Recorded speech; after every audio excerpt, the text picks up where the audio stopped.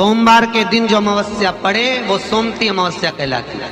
क्या करना पड़ता है उस दिन? कितना भी दुख विपदा कष्ट सम्मुख में खड़ा हुआ हो, कितना भी दुख, पूंजी धन की अगर आपको कमी पड़ रही है और ऐसा लग रहा है कि मेरे पास में कुछ भी नहीं, हम तो यहाँ तक कहेंगे कोई मकान बना रहे हो, बेटी का विवाह कर रहे हो, बेटे का विवाह कर रहे हो, कोई अच्छा कार्य कर रहे हो, धन संपदा की भी कमती दिखे तो उस समय पर कांता भगवान का स्मरण कर, कांता चक्र का स्मरण कर, शिव और नारायण का नाम लेकर एक बेलपत्र, एक शमी पत्र, एक श्वेत पुष्प, एक लाल पुष्प दोनों हाथ में लेकर भगवान शंकर के अशोक सुंदरी के स्थान पर अगर समर्पित करा जाए तो संपदा की भी कमी नहीं आती। वो कांता चक्र है जो नारायण।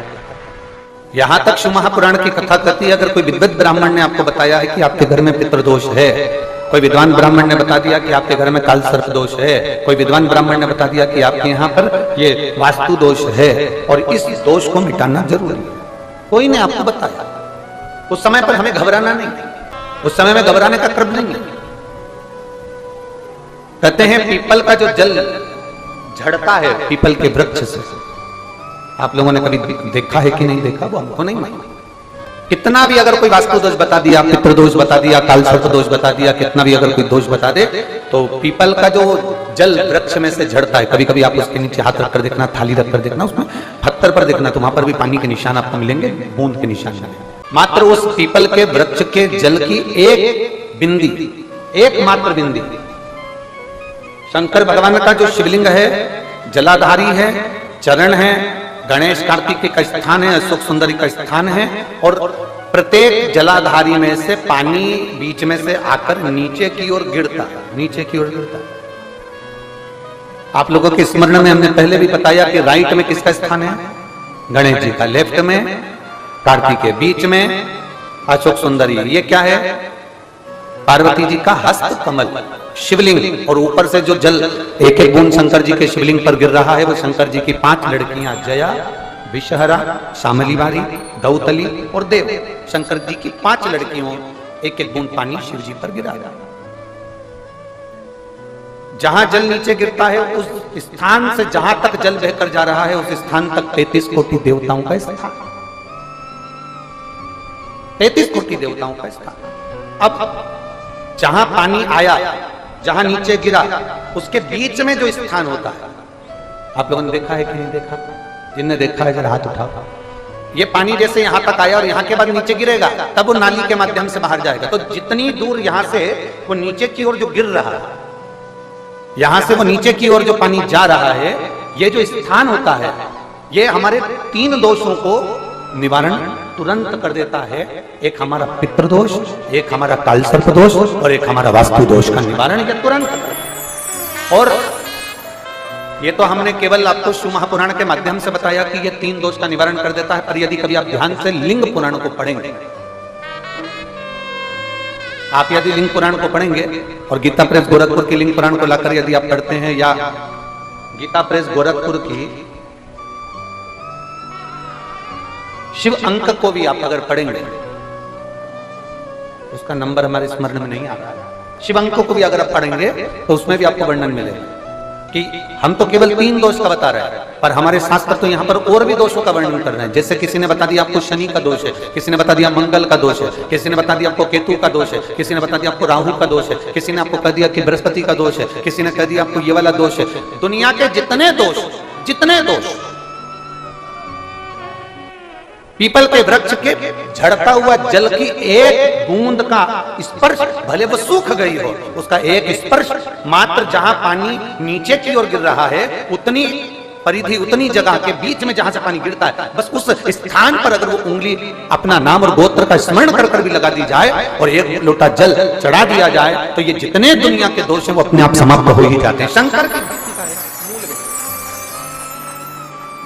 बोल बम का नारा है।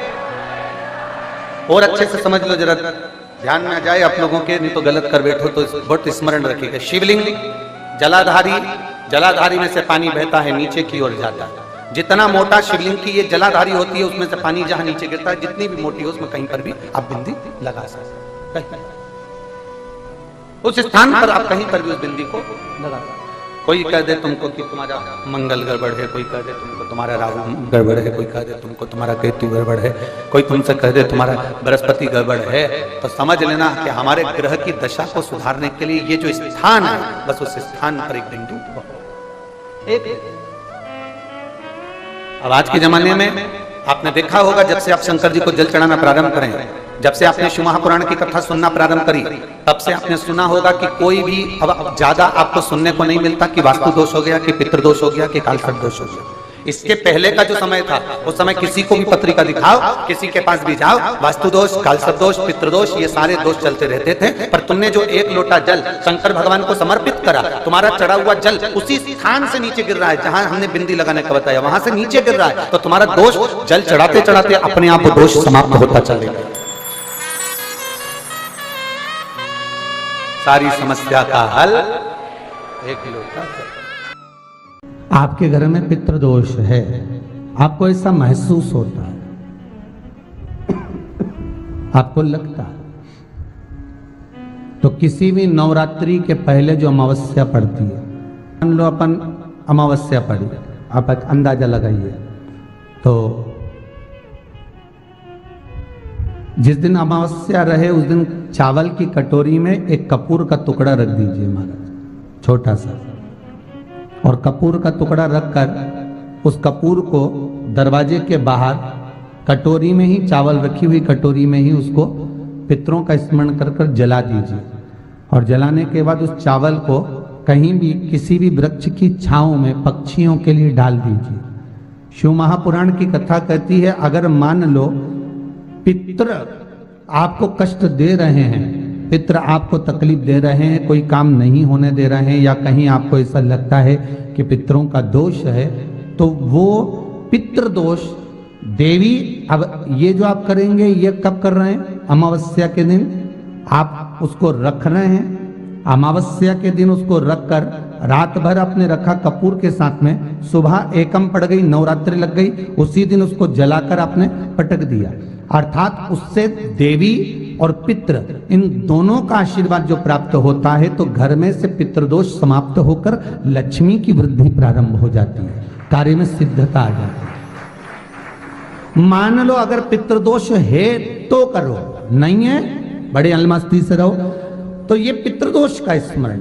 तो यहाँ शास्त्र कह रहा है कि पितरों का जो लोक होता है, पितर जो लोक होता है, उस पितृलोक में 64 योगिनियां प्रवेश नहीं करती। जैसे सोमती अमावस्या, कौन सी अमावस्या? सोमती अमावस्या। सोमवार के दिन जो अमावस्या पड़े वो सोमती अमावस्या कहलाती है। क्या करना पड़ता है उस दिन? पीपल के पेड़ की परिक्रमा करो, या तुलसी की परिक्रमा करो, या पूजन करो, पाठ करो, कुछ भी करो, पर सोमती के दिन दान करो, पुण्य करो, सत्कर्म करो, भजन करो। तो सोमती अमावस्या का विधान इतना शास्त्र क्यों कहता है कि सारी अमावस्याओं में प्रबल सोमती अमावस्या है? शनिचरी अमावस्या से भी बड़ी अमावस्या सोमती कहलाती है महाराज। तो कहा उस दिन सारे जितने भी ग्रह हैं, जितने भी ग्रह, सारे ग्रह चंद्रदेव के साथ मिलकर भगवान शंकर की आराधना में डूबते हैं, और भगवान शंकर की आराधना में डूबते हैं तो उस दिन जो किया हुआ दान पुण्य सत्कर्म है वो हमारे, आप लोगों को मालूम होगा, पितरों की 3 गतियां, पितर, आहूत, वासुक। कितने? 3। गर्भ में जो चले गया आहूत है, कुमारी अवस्था में गया जिसकी शादी नहीं हुई, आहूत। पितर अधोगति में अचानक बहुत सारी तमन्ना थी, बहुत कुछ करना चाहता था और अचानक चले गया, मर गया, पितर गिनती में आ गया। वासुक जो एक्सीडेंट आदि, खांसी, सुसाइड, वासुक। 3 शास्त्र कहता है सोमती अमावस्या के दिन ये तीनों आहूत, पितर, वासुक, जहां पर घर की कुल की माता पीपल की परिक्रमा करती है, या तुलसी की परिक्रमा करती है, या पूजन करती है, या दान करती है सोमती अमावस्या के दिन, तो ये तीनों को उसका भाग प्राप्त हो जाता है और तीनों तर जाते हैं। फिर उनको पिंड की जरूरत नहीं पड़ती महाराज, उनको तर्पण की जरूरत नहीं पड़ती। इसलिए सोमती अमावस्या का क्रम हमारे हिंदू धर्म में ज्यादा वर्णित किया है। एक बेल का फल लीजिए। क्या लेना है? बेल का फल, बेलपत्री का जो फल होता है उसको ले लो, उसके अंदर का जो गुर्दा होता है, अंदर का जो भाग होता है, उसको निकाल लीजिए और उस बेल के फल में आटा सेक कर उसमें शक्कर मिलाकर उसको के अंदर भर लीजिए। अमावस्या के दिन सुबह 10 बजे से पहले उस बेल फल में जिसमें तुमने पंजेरी भरी है, आटा सेक कर भरा है शक्कर के साथ में, उसको अपने घर में घुमाने के बाद में जिसको कालसर्प दोष बताया है, पितृदोष बताया है या वास्तु दोष का स्मरण बताया है, घर में सब दूर घुमाकर अपने परिवार का हाथ का स्पर्श कराकर पीपल के पेड़ के नीचे तक खड्डा खोदकर उस बेलपत्र के उस फल को दाब दीजिए। महाराज केवल एक अमावस्या करना रहता है, पितरों के दोष से मुक्ति मिलती है और हमारे घर के कार्य सफल होना प्रारंभ हो जाते हैं। कार्य की सफलता होती है, कार्य में सफलता प्राप्त होने लगती है। हम तो कई बार कहते हैं महाराज जी, अगर ऐसा लगे किसी औषधि को आप ले रहे हैं, मालूम पड़े कि औषधि आपको लग नहीं रही है, शिव महापुराण की कथा करेंगे, मान लो औषधि आपको नहीं लग रही, आपने औषधि बहुत दिनों से ले रहे हो, कोई दवाई, मान लो आप किसी भी दवाई को ग्रहण कर रहे हैं और वो औषधि लगी नहीं रही है, वो शरीर को लगी नहीं पा रही और आप ठीक ही नहीं हो पा रहे, 15 दिन हो गए, 8 दिन हो गए, बताओ, उतना की उतना ही कैटरीना है, उतना ही उतना अपना भरा हुआ, वही की वही लीवर, वही की वही किडनी, वही की वही स्मरण, सभी कुछ वही वही है, उतना की उतना ही।